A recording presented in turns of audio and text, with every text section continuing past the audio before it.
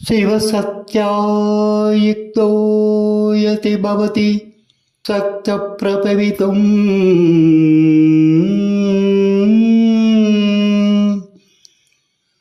न सेतेवं देवो न खलु कुचलस्पन्दितुमपि